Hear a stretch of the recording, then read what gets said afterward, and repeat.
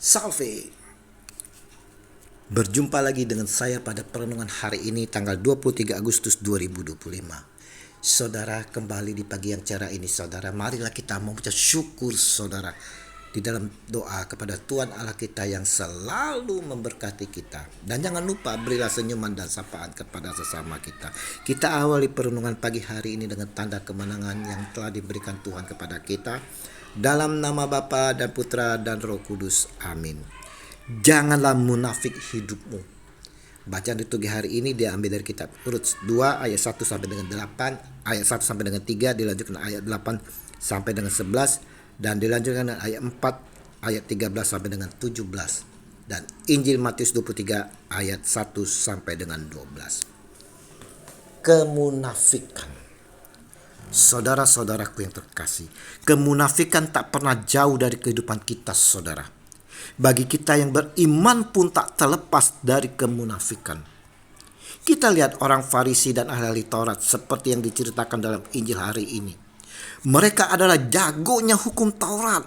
Mereka mengerti dan paham akan semuanya itu. Tapi apa penilaian dari Yesus Tuhan kita?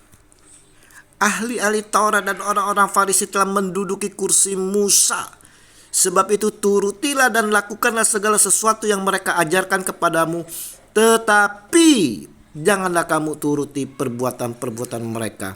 Karena mereka mengajarkannya tetapi tidak melakukannya.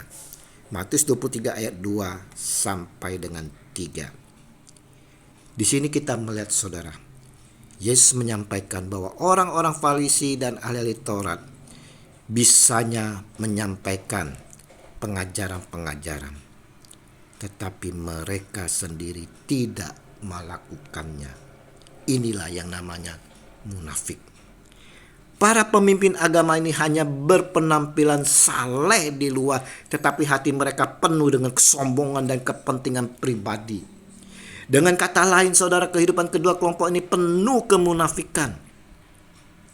Apa yang diucapkan berbeda dengan tingkah lakunya. Bukankah secara tak sengaja saudara kita sering bersikap seperti kedua kelompok ini? Hidup dengan penuh kemunafikan, penuh kesombongan, tinggi hati. Banyak kita melihat di luar sana para hamba-hamba Tuhan, pewarta, pelayan-pelayan Tuhan. Mungkin juga diri kita saat ini saudara, yang sangat manis ucapan kita dan mengagumkan berbicara di depan umum menyampaikan firman kebenaran. Namun sayang saudara, dalam kehidupan sehari-harinya jauh dari kebenaran yang disampaikan. Kita dapat melihat dalam hidup rumah tangga, dengan pasangan selalu ribut, bahkan KDRT. Hidup tak ada kasih lagi, yang ada adalah keegoisan, kesombongan belaka. Padahal di luar sana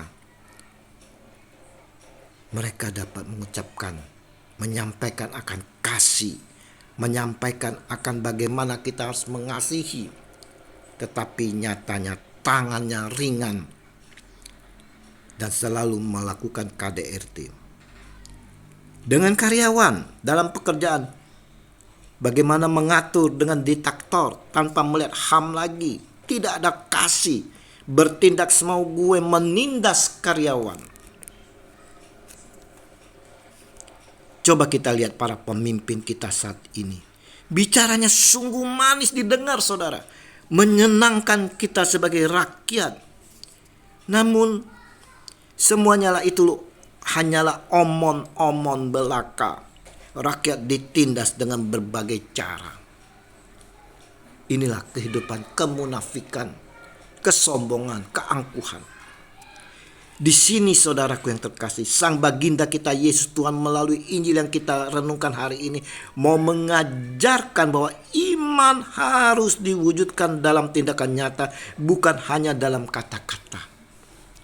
Sebab seperti tubuh tanpa roh adalah mati, demikian jugalah iman tanpa perbuatan-perbuatan adalah mati. Yakobus 2 ayat 26.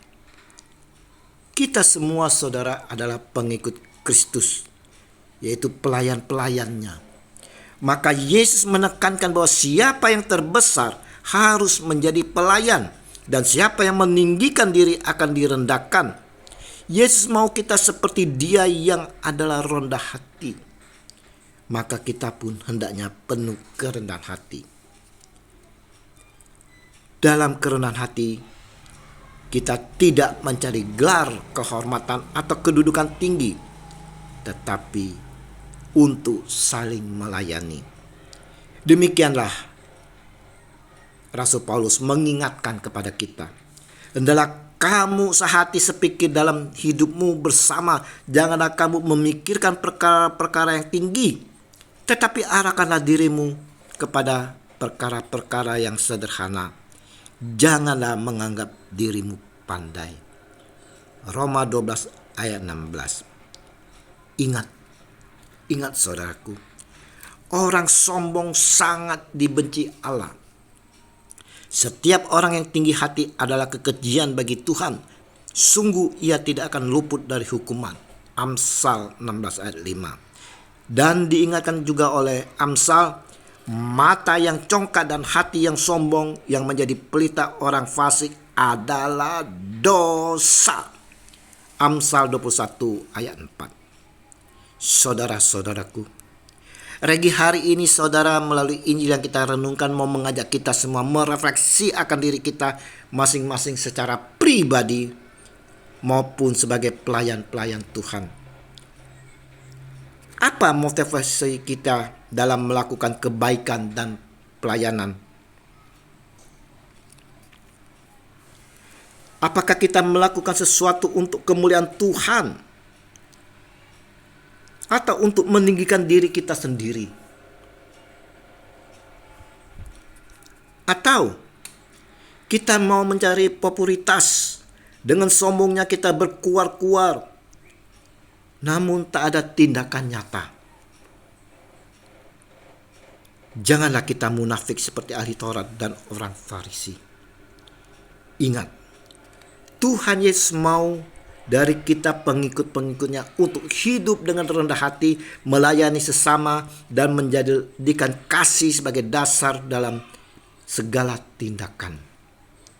Mari saudara-saudaraku yang terkasih di dalam kasih Kristus, kita mau tunjukkan identitas pengikut Kristus dengan selalu berpegang pada kebenaran Injil, dan mau hidup penuh kerendahan hati, melayani sesama penuh kasih dengan tindakan nyata. Tuhan Yesus, aku menyadari sering hidup dalam kemunafikan. Apa yang saya ucapkan berbeda dengan tindakan. Tuntunlah aku dengan kuasa Roh Kudus agar aku dimampukan hidup dengan penuh kerendahan hati dan dapat melayani sesama dengan sesungguhnya, penuh kasih dengan tindakan nyata. Engkaulah Tuhanku yang penuh kasih kini dan sepanjang masa. Amin. Dalam nama Bapa dan Putra dan Roh Kudus. Amin. Shalom Aleihim.